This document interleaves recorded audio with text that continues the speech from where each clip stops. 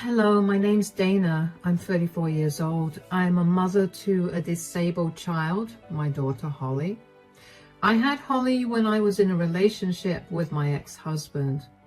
The two of us had always wanted a child, so we tried immediately after we got married and I got pregnant with Holly. However, I had to give birth prematurely and Holly didn't get to fully develop physically. Her arms aren't developed and her legs are all crooked.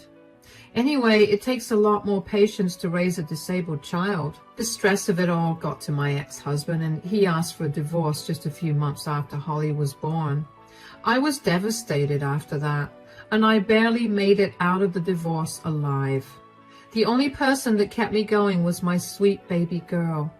I made a promise to myself that if I ever got into another relationship, I would never be with someone who would not see Holly as a child and would rather see her as just a disabled person. 4 years after my divorce, I met Jake at a coffee shop. The coffee shop was crowded and we ended up sharing a table. We got to talking and we spent a good while talking. We decided to meet up again, and before I knew it, I began developing feelings for him. So I informed him that I was a single mother to a disabled child, and if he was not okay with that, we'd have to stop meeting. He told me he was okay with that, and that he had a daughter from a previous marriage. We dated for 1.5 years before we introduced each other to our kids, and I loved his daughter, Kiara. Not only because she was so sweet, but also because she got along so well with Holly. She treated Holly like a regular kid, and it made my heart melt. Kiara was significantly older. She was around 14 when I first met her, and even though good behavior is expected from kids at that age, it was still heartwarming to see her treat Holly so well. After we introduced each other to our kids, Jake and I decided to move in. Jake had his own home while I lived in a rented apartment, so we figured that Holly and I would move in with him. A few months after we moved in together, Jake proposed to me and I happily said yes. I was practically floating on cloud 9 after we got engaged. I never thought that my life could get any more perfect.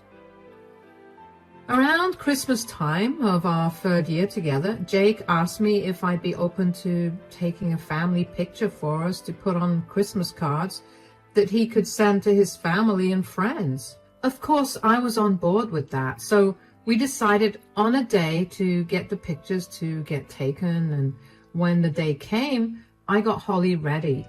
Jake began to get impatient and called everyone to gather round. Okay, everyone, gather round. We're going to take a picture to put on our Christmas cards. Do we have to do this? Dad, I have to complete my homework right now. It's only going to take 10 minutes at best. Your homework can wait that long. Dana, come on. I'm here. Sorry, I was just getting Holly ready. I'll just park Holly's wheelchair here. Is that okay, sweetie? Yes, Mama. Oh, Holly, could you move yourself a little away? A little away? She's going to be out of the frame. Yeah, that's kind of the point. Excuse me? This seems a little too much for us. Come on, Holly, let's go play some Xbox. Thank you, darling. Gosh, look what you've done. Why do you always have to be so dramatic? Dramatic? What are you even talking about? You were the one who asked my child to be out of the picture. Yeah, because I don't want people to get disgusted when they receive our card. What? Oh, please. You and I know that Holly is an eyesore. Every time I see her in one of our pictures, I feel like the entire picture is ruined. Have you felt like this the entire time? Not the entire time. I mean, I love Holly, and I mean nothing against her, but her huge wheelchair and her deformed hands make for such a bad eyesore. Wow. The last thing I expected out of you was to be ableist towards my daughter. That's not it. I just want us to have good family pictures. This is the first time in 4 years that I'm going to be able to take a bigger family picture that's not just Kiara and me. You know, when you got into a relationship with me, you agreed to be a part of Holly's life and let Holly be a part of yours. You cannot possibly ask her to not be a part of our family picture. Just because she doesn't fit your aesthetic purpose is no reason to exclude her. I told you that I meant nothing against Holly. Save it. If you truly loved Holly, you'd look past everything and you'd care more about her than some stupid need for a good picture. I'm going to grab Holly and I'm going. Don't even try to contact me. Oh, come on. It's not even that deep. We can take the picture with Holly. Don't leave. I couldn't believe what Jake said. He had never said anything remotely mean about Holly. He always treated her so well and always made sure that she was comfortable where we went. He was excellent with her, and I had always thought I hit the jackpot by finding him. Clearly, that was not the case. I never expected him to think Holly was disgusting. Jake followed me as I made my way over to Holly's room and grabbed a bunch of her things. He kept telling me that I was overreacting and that I didn't actually understand what he was saying. I didn't answer him at all and just let him ramble. I went to Kiara's room where Holly was and told her that we were leaving and wheeled her out of the house and into my car. I drove away to my mom's place. My mom looked very concerned when we showed up because I looked so pale. Once inside, I explained to Holly that we were going to be staying with my mom for a little bit, and Holly was understanding. I sat her in front of the TV and went into the dining room so I could talk to my mom. My mom was furious with Jake for the things he said and asked me if I wanted her to babysit Holly while I went and sorted things out. I told her that wasn't necessary. The thing is, my whole perspective of Jake changed the second he uttered those words. Gone was the kind and caring man. He was now just the same as my ex-husband, a disgusting, discriminating coward. I didn't see how talking to him would make anything better. I was filled with so much rage towards him that I wasn't sure if I could talk to him without being rude. Being rude towards him would not make me any different than him, and I didn't want to give him that satisfaction. I stayed with my mother for a week, and during that week, Jake kept blowing up my phone with texts and calls. I never responded to any of them. I may have calmed down a little over the week, but I was still beyond angry at him. But then, one day, Jake's mother, Sherry, called me. "Hi, sweetie, I hope I'm not disturbing you."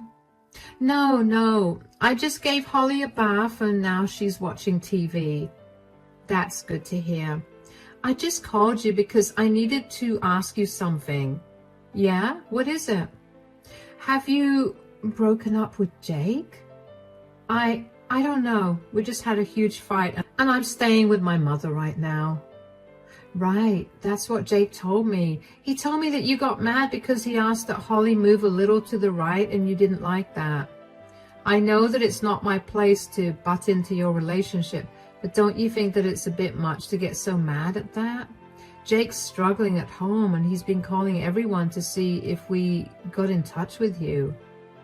First of all, Jake didn't just ask Holly to move to the right. He asked her to move out of the frame.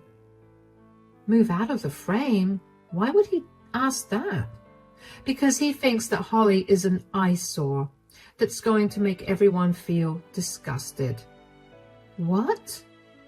He cleverly left out the most important detail just to paint me in a bad light.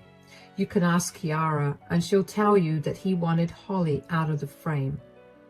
Oh my God, I'm so sorry that he said that.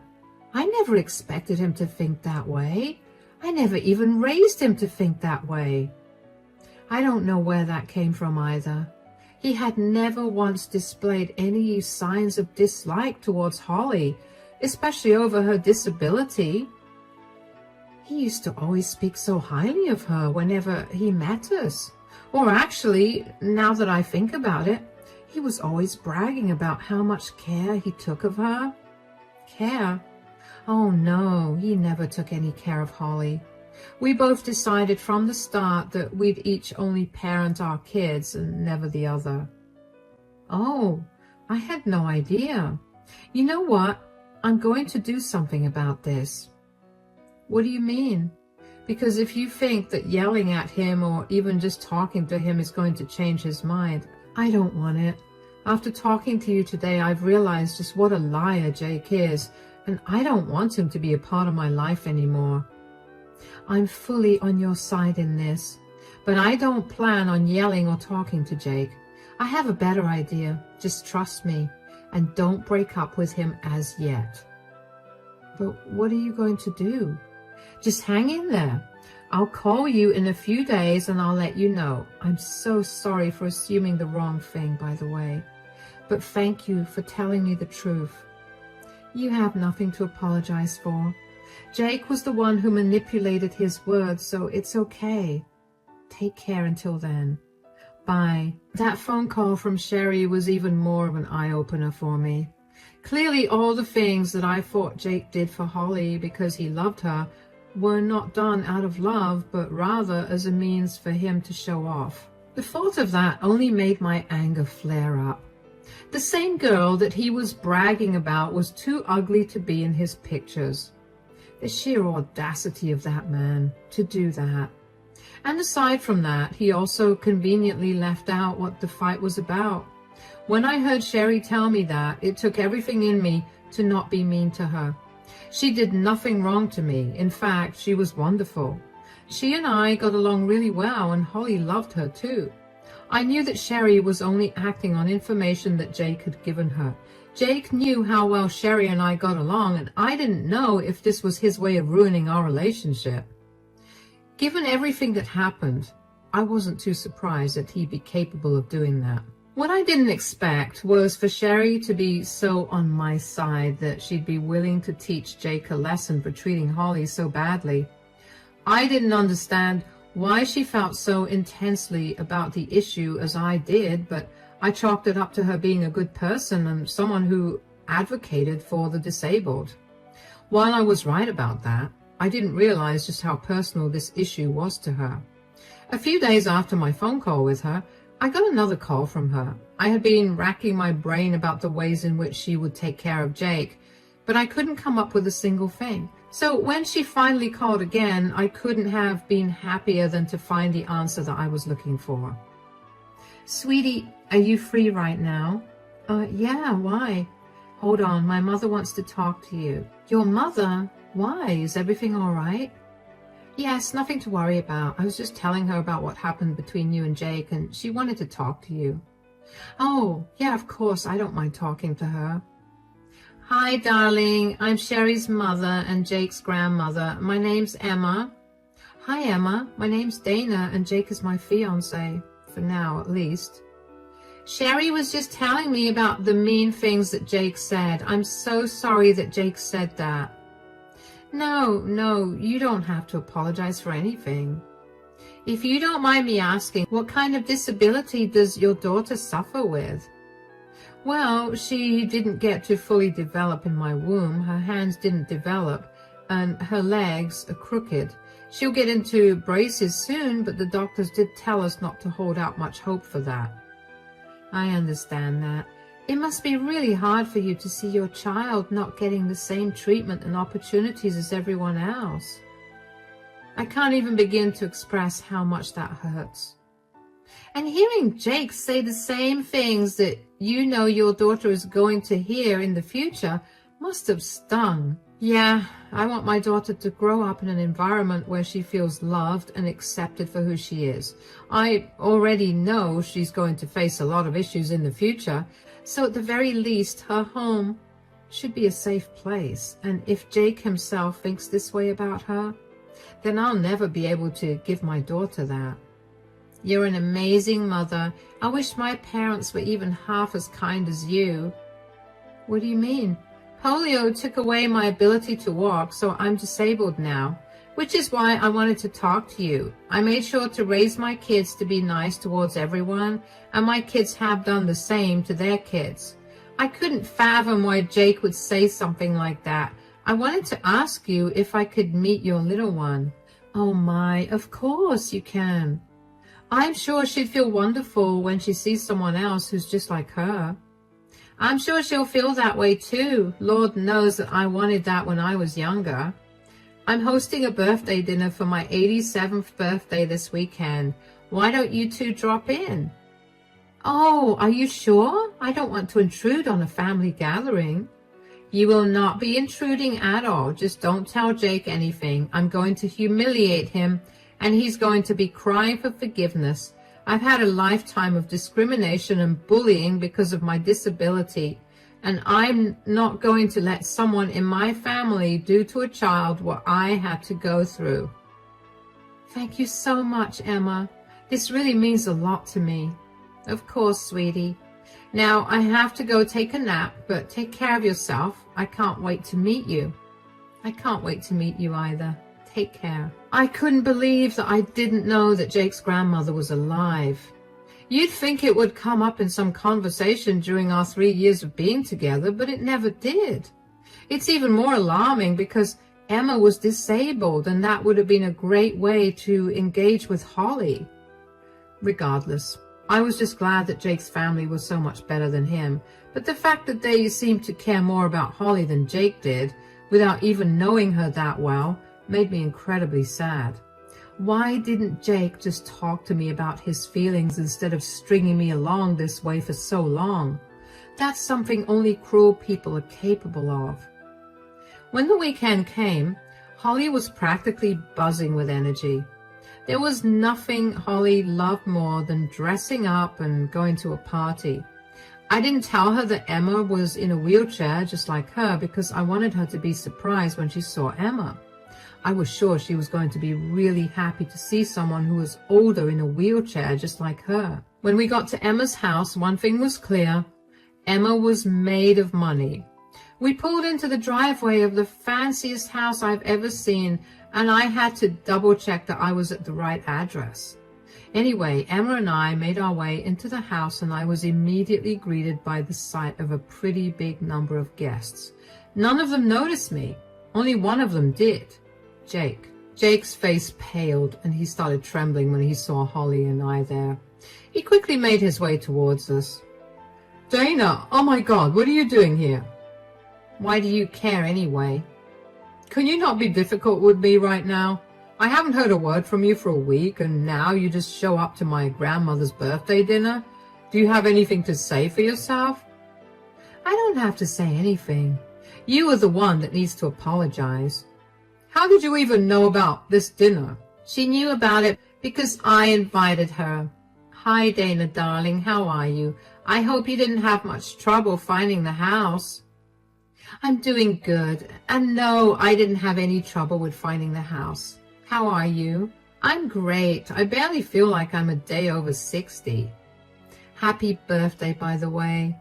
Holly, sweetie, wish Grandma Emma a happy birthday. Happy birthday, Grandma Emma. Oh, thank you so much. You're such a pretty girl, Holly. And you look just like me, but older. Holly. Oh, it's okay. She's only speaking the truth. Okay, sweetie, we can hang out some more in 10 minutes. For now, you can go play with my great-grandkids. Don't worry about taking Holly there. I'll ask Sherry to take care of that. Wait, Grandma, how did you know about Dana? I heard the two of you got into a huge fight the other day. Dana, you told my grandma about it? Does privacy mean nothing to you? Sorry, didn't tell Mom. Dana didn't tell Mom, but she told me only because I asked her. But imagine my surprise when I found out that you purposely twisted your words to make her be a bad person. Look. No, you look at me, Jake. You know firsthand how I feel about people making fun of or treating disabled people differently. You know how I've been very adamant about all of you being empathetic towards the disabled. So to hear that you were so blatantly rude to a child, that was beyond shocking. You can't force your values onto anyone, and what goes on in my house has nothing to do with you. Don't you dare talk to your grandmother that way. No, you know what? I'm sick and tired of being the bad guy. You wouldn't be the bad guy if you just behaved decently. I did. I didn't even once imply that I hated or disliked Holly. I just didn't want her ruining the picture. That's not even hurtful. You're right, it's not. And that's why today we're all taking pictures without you, because we don't want a man with a mole on his face in the pictures. That's unfair. I can't change that. Did you think that Holly was capable of changing her disability? That's not the same thing. You're right. Having a mole doesn't mean that you're going to be treated differently. But do you know what guarantees that? Having a disability. I don't want you here. You deserve no place in this family. What? You can't kick me out. This is my house and it is my birthday. No one is going to go against me, so leave. Come on, Dana. I want to spend more time with you and Holly. Jake looked at Emma as if he had grown a second head. But Emma didn't pay him any mind. Instead, she grabbed my hand and made me follow her along to where Holly was. I heard later on that Jake made a big fuss about not leaving, but eventually his siblings kicked him out. Jake did not leave without cussing the entire family out for their weak-minded opinions. No idea what that means, nor do I care about it. Emma, Holly, and I ended up having a good time that night. Emma got along really well with Holly and kept telling her stories about all the crazy things she'd done. Holly was more amazed that Emma could do all of those things while in a wheelchair than the fact that Emma had done such crazy things. Sherry came up to me when she managed to get me alone and gave me a big, warm hug. She apologized for Jake's behavior and thanked me for giving her a chance. She told me that she raised Jake to be much better than this, so she didn't know where these thoughts came from. I mean, I imagined that growing up around someone who was disabled would make one more empathetic towards the disabled, but in Jake's case, it went the complete opposite way. Jake's siblings and I also got to talking. We had briefly met each other a year ago, but we didn't actually get to talk. They were all such lovely people who practically showered Holly with kind words. How Jake was related to all of them is beyond me. The dinner went really well, and I felt happy for the first time after Jake and my big fight. Both Holly and I went back home with the biggest smiles on our faces. But that joy did not live very long. Just 2 days after the party, Jake came over to my mother's place and began banging at the door and yelling for me to open up. I quickly put my mom and Holly into one room and told them not to come out unless absolutely necessary. I took a deep breath and opened the door. I didn't even get to say a word before Jake started yelling at me. Did you have to kick me out of my own family gathering that way? What in the world are you talking about? Don't act all coy. You know that you did that on purpose. What did I do? You purposely painted me in a bad light. Now none of my family wants to speak to me, and I've also been taken off my grandmother's will. Do you know how much I was counting on that? Why would you blame me for your disgusting ideas? It was one picture. You could have just talked to me about how you felt instead of ratting me out to my family. I did tell you that it wasn't a nice thing to say. You told me that your ideal picture was more important than my feelings. Oh, you've ruined my life. I knew that being in a relationship with a mother of a disabled child was a bad idea. Who asked you to be with me? I warned you clearly when we first started dating that my girl would be my priority, and if you did anything to hurt her, we'd be done. I didn't know how intensely your family felt about the disabled, but I'm very glad that they do, because it shows me that you're the only one with disgusting values. I'm going to make you pay for what you've done to me. What do you want me to pay for? A lesson in ethics and morality? Because I hope what's happened here has been enough. You're impossible. You need to talk to my mom and my grandmother about this. Tell them you were lying and get them to talk to me again. I don't have to do any of that. I did not lie, and they're angry at you for not only saying disgusting things, but also for lying to them. You started this, so you can finish it yourself. Goodbye. Nothing felt more satisfying than slamming the door shut in Jake's face. Jake looked stunned when I told him that he was at fault for what he did, and I don't know why either. How much self-awareness and common sense do you have to lack to not see what you're at fault in? Jake kept ringing the doorbell to get me to come and talk to him. I simply told him through the door that if he continued to remain on my mother's property, I would call the police. He left pretty quickly after that. Good riddance. Needless to say, the engagement got called off. Jake and I broke up and things went back to normal after that. The only change was that Sherry and Emma became a new constant in our lives. Emma and Holly pretty much became best friends, and Holly always asked to go over to Emma's. It was so heartwarming to see Holly feel like she wasn't different and to see her in her element like that. Sherry and I became close too. She was a lot like my mother, and it felt comforting to be around her. Jake was actually cut off from the rest of the family. Sherry told me that while it hurt her to do that, what hurt even more was to see Jake have such views even after being around a disabled person all his life. I understood her pain because I too lost someone I loved so much. The last thing I expected was a partner who was ableist. Turns out it wasn't only Sherry and Emma's side of the family that cut Jake off. Jake's daughter, Kiara, also decided that she was done with her father. As soon as she turned 16, she moved in with Sherry. Jake never tried to fight for custody because he thought that Kiara was also brainwashed with his family's ideals. I can't believe that I had ever loved him, but I was glad that I got to spend more time with Kiara and that Kiara and Holly got to be with each other again. I only had to meet Jake one more time after we broke up, and that was only to move my things out of his house. Jake did not hold back from insulting me and throwing all kinds of words at me for ruining his life. I barely paid him any mind, and that only angered him more. It got to a point where he lunged towards me, but thankfully I saw him coming towards me out of the corner of my eye and moved out of his way. I told him to keep his anger to himself, and I will call the cops myself and get him arrested for trying to hurt me. Jake huffed and left the house. I quickly grabbed my stuff and practically ran out of the house.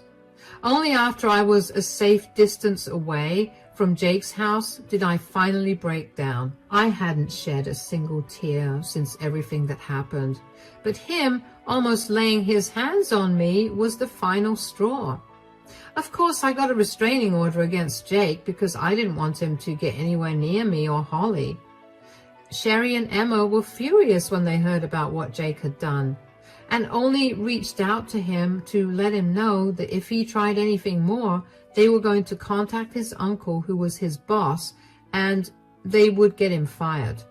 Jake was silent after that. It's been a wild ride so far, but I finally got my own place and Holly is happy. I may have lost Jake, but I ended up gaining a whole new family after he left. And I couldn't be any happier about it. Thank you for listening.